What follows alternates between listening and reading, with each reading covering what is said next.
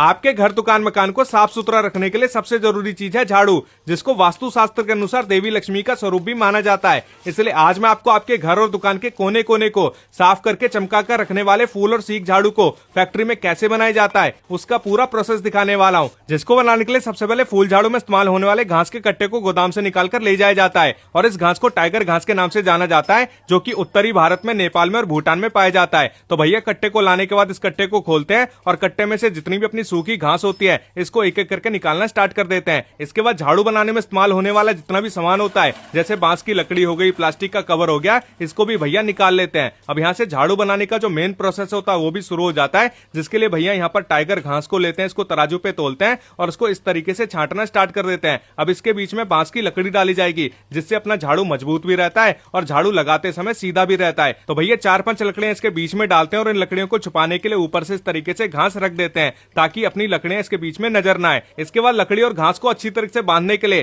ताकि कभी झाड़ू लगाते समय इसके बीच से लकड़ी निकल ना जाए, एक लोहे की तार का इस्तेमाल किया जाता है। और इसको बांधने के बाद अब इसके पीछे का जो प्लास्टिक का कवर होता है, जिसको पकड़कर आमतौर पर आप झाड़ू लगाते हैं, उसको भी भैया यहाँ पर सेट करना स्टार्ट कर देते हैं। तो इसको अच्छी तरीके से लगाने के बाद इस तरीके से इसको ठोका जाता है, पटका जाता है और अच्छी तरीके से सेट कर दिया जाता है। जब भैया को लगता है कि अपनी झाड़ू बन के तैयार हो चुका है, तो भैया एक एक करके सभी तैयार झाड़ू को इस तरीके से फेंकना स्टार्ट कर देते हैं। इसके बाद तैयार झाड़ू को भैया इकट्ठा करते हैं और इकट्ठा करने के बाद इसको ले जाया जाएगा पैकिंग वाले डिपार्टमेंट में, जहां पर इनको सुंदर पन्नियों में पैक किया जाएगा, ताकि इन झाड़ू को जब आप दुकान से खरीदें तो आपको लगे कि भाई आपने अच्छी क्वालिटी की ब्रांडेड झाड़ू खरीदी है और ब्रांडेड झाड़ू से आप अपने घर की सफाई कर रहे हैं। तो ये देख सकते हैं एक एक करके यहाँ पर आंटी जी सभी तैयार झाड़ू को यहाँ पर पन्नियों में डालती रहती हैं और इसके बाद इन सारे झाड़ू के पन्नियों को यहाँ पर सील पैक भी किया जाएगा। जी हाँ, इसके जितने भी खुले हुए मुंह होते हैं उसको यहाँ पर सील पैक कर दिया जाता है, फिर इसको अलग रखा जाता है। तो इस तरीके से फैक्ट्री के अंदर फूल झाड़ू तैयार होती है और फूल झाड़ू के बाद बारी आती है अपनी सीख वाली झाड़ू की, जिसको बनाने का तरीका भी पूरा सेम ही होता है। और ये जो सीख वाली झाड़ू के सीख होते हैं, इसको नारियल के पत्तों को काटकर तैयार किया जाता है। तो भैया ने यहाँ पर कुछ सीखों का वजन किया है और वजन करने के बाद इसके पीछे का जो प्लास्टिक कवर होता है उसको अच्छी तरीके से लगा दिया है। इसके बाद जैसे फूल झाड़ू को ठोक कर सेट किया गया था,